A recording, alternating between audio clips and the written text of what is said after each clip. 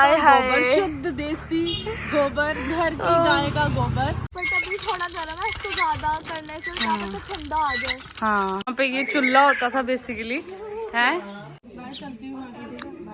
So hello guys, this is Meenakshi Bhagat and you are watching the chatter box. भाई आज का vlog जो है वो बहुत ज़्यादा इंटरेस्टिंग होने वाला है, क्योंकि आज मैं आपको लेकर जाने वाली हूँ एक ऐसी जगह जहाँ जाकर मैं तो बहुत खुश हुई, लेकिन मेरे पापा जाकर बहुत ही ज़्यादा खुश हुए और हमारी लाडू भी बहुत एक्साइटेड थी यहाँ आने के लिए। तो गाइज मैं आपको बता दूँ, ये जगह है जिंदड़ मेलू और इस गाँव में एक स्कूल है जो है गवर्नमेंट बॉयज़ हाई स्कूल, और यहाँ पर बचपन में मेरे पापा पढ़ा करते थे। जी हाँ, स्कूल में पढ़ा करते थे जब वो 3rd या 4th क्लास में थे। जी हाँ, वो स्कूल में पढ़ा करते थे और यहाँ आके तो पापा को इतनी ज़्यादा कहानी याद आ गई कि हम ये करते थे, वो करते थे, ऐसे वैसे। अब सारी तो इस व्लॉग में नहीं बता पाऊंगी, लेकिन कुछ कहानी मैं आपसे शेयर करूंगी। तो ये जो स्कूल था पहले इतना डेवलप नहीं था, यहाँ पे कुछ भी नहीं हुआ करता था। फिर मैंने कहा पापा चलो आगे चलते हैं, आपके क्लासरूम की तरफ चलते हैं कि आप किस क्लासरूम में पढ़ा करते थे। तो उन्होंने कहा कि यहाँ पे कुछ भी नहीं था, यहाँ पे सिर्फ एक क्लास हुआ करती थी जहाँ बहुत सारे बच्चे बैठकर पढ़ते थे, लेकिन अब वो क्लास तोड़ दी गई है और बहुत सी क्लासेस बना दी गई है। लेकिन एक चीज़ जो जहाँ थी वो था ये पेड़। मैं 74 की बात कर रहा हूँ, 74 की। तब हम पढ़ा करते थे यहाँ पर। हाँ। उस समय मैं 1.5-2 साल का था, तो यहाँ मुझे बिठाया जाता था। उसमें एडमिट मतलब दाखिल नहीं किया था ये, और ये पेड़ तब भी था। हाँ। और ये स्कूल उस समय प्राइमरी तक था। अब मैंने सुना कि शायद हाई स्कूल तक हुआ है ये। तो स्कूल का नाम क्या? ये रायपुर गुजरा, अच्छा, सलैड और दबलैड के बीच। हाँ, ये गांव है, यहाँ पर ये स्कूल है। तो जैसे ही हम इस स्कूल से बाहर निकलने लगे तो पापा को 2 बच्चे मिल गए जो इसी स्कूल में पढ़ते थे और यहाँ पे क्रिकेट खेलने आए थे। तो पापा ने इन्हें कहा कि मैं 1974 में यहाँ पढ़ा करता था। तो बच्चे जो थे वो बहुत खुश हो गए और वहां से चले गए और हम भी चले गए बाहर। लेकिन रास्ते में मुझे क्या मिला?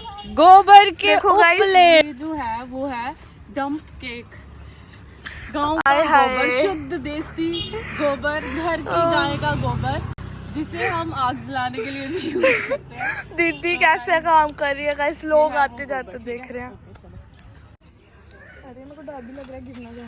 हाँ, पानी आ रहा है, वाह ठंडा ठंडा पानी।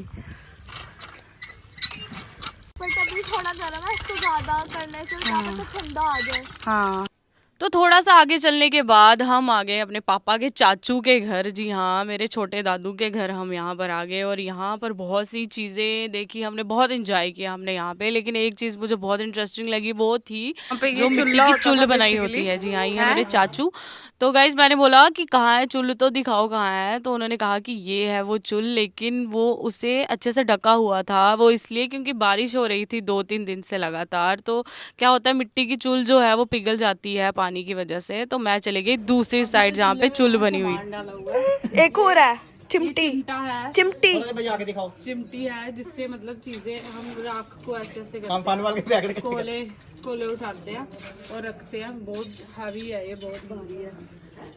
तो इसके बाद ये होता है फूक मारने के लिए। हाँ, फूक मारने वाला भी है, क्या बनाया हुआ है। का इस्तेमाल करते हैं फूक मारने के लिए। पास लाना लाडू, ऐसे ऐसे करते हैं। मैं तो नहीं मारती। ये है छोटा सा चिल्ला। ये है वो, वैसे ये क्या चीज है? ये क्या? थोम? थोम की पुक्के? अच्छा, तो भाई मैं हूँ बहुत शरारती, मुझे कोई ना कोई चीज़ मिलनी चाहिए पंगा लेने के लिए। तो गाइस मुझे वहाँ पे मिल गई साइकिल। तो मैंने दादू को आवाज़ लगाई, मैंने पूछा भाई ये साइकिल किसका है ये बताओ। तो उन्होंने कहा कि ये साइकिल मेरा ही है, पहले मैं चलाया करता था, अब बच्चे कभी बाहर जाना हो पास में तो वो ले जाते हैं साइकिल चलाने के लिए। आपने देखा होगा कि गाँव में ना बहुत से लोग आज भी साइकिल पे ही चलते हैं, साइकिल पे ही मतलब साइकिल ही चलाते हैं। तो इन्होंने मुझे कहा कि तू भी चला, तू भी ट्राई कर। तो मैंने बोला साइकिल तो मुझे आता है चलाना, मैं तो बहुत ईजिली चला लूँगी। तो भाई जब मैं उसके ऊपर बैठी तो मेरी जो टांगे थी वो फिट ही नहीं आ रही थी। तो मैंने कहा नहीं भाई मैं नहीं बैठ सकती, मुझे नीचे ही उतार दो। मैं वहाँ से नीचे उतर गई साइकिल से। लेकिन एक चीज़ बताऊँ, ये साइकिल इतना हैवी था, ये बाकी साइकिलों के लिए की तरह नहीं था कि मैं ऊपर चढ़ जाऊँ फटाफट से चला दूँ। बहुत भारी साइकिल था। तो उन्होंने मुझे कहा रख दे यहीं पे। मैं रखने गई, लेकिन मैंने कहा नहीं यार पूरा अच्छे से रखती हूँ इसको। मैं सच्ची बताऊँ ये साइकिल में से मुड़ ही नहीं रहा था, इसलिए मैं बहाने लगा रही थी। अब जब मैंने इसे लगाया तो ये वहाँ पे भी नहीं टिके। तो लाडू ने कहा इसका स्टैंड लगा दो दीदी।